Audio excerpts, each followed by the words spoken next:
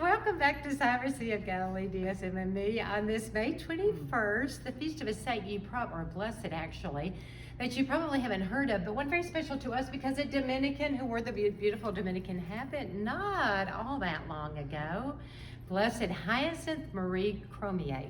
Sister Mary Michael wearing the beautiful Dominican habit, and my cousin too, I must mention.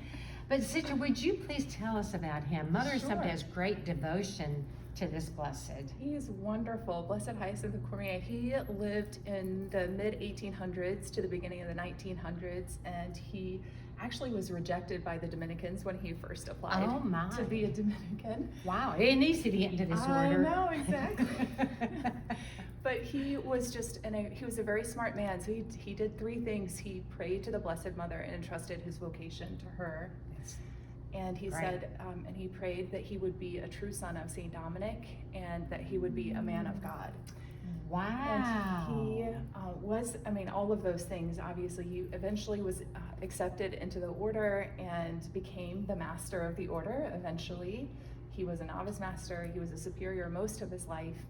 And what's beautiful is he wrote two biographies. He wrote many books, but two of the biographies he wrote. One was on Blessed Raymond of Capua.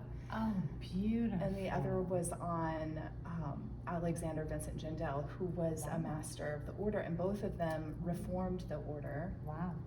And I think the Dominicans never split. They can claim that their order never 800 split. plus years and we haven't split, yeah. But we can say Blessed Raymond of Capua's time, especially, it was the closest to being split because it was right after it was during the schism in the church. And Blessed Raymond's idea of a reform was to really have these houses of reform where religious were just faithful to the rule in the constitutions. Perfect. And he understood the importance of being witnesses to one another, of living the religious life faithfully.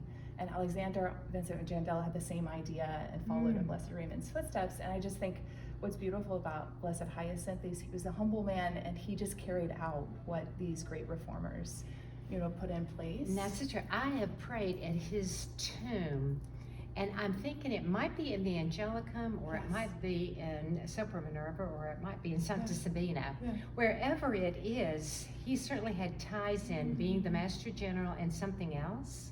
Yes. Oh, yes. In the Angelicum, so he founded the Angelicum. He had a great love of study and encouraged the brothers who were very involved in all kinds of, very specialized study. For example, Father Joseph Lagrange at the Biblicum. And then he eventually founded the House of Studies here in the United States for our Dominican brothers in the Eastern Province. So he did extraordinary things, but what I love about him is that he also was so good to the friars. And when he was master of the order, some of the friars at his process of beatification still had holy cards where he had written on the back, and he gave them encouragement. And one friar who was with some particularly challenging brothers, he was their superior, and he wrote, "Be a rose to your brothers, even if they're thorns to you." That's good. So everyone, be roses out there, even if you're in the middle of a bunch of thorns. You can do it, and God's grace is always there. And referring to the Angelicum at the University of St. Thomas Aquinas, the Dominican University, great university in Rome itself. Sister Mary Michael, you're just a wealth of information. Thank you so much for joining us today. Thank you for letting me share. God bless you. God bless you all.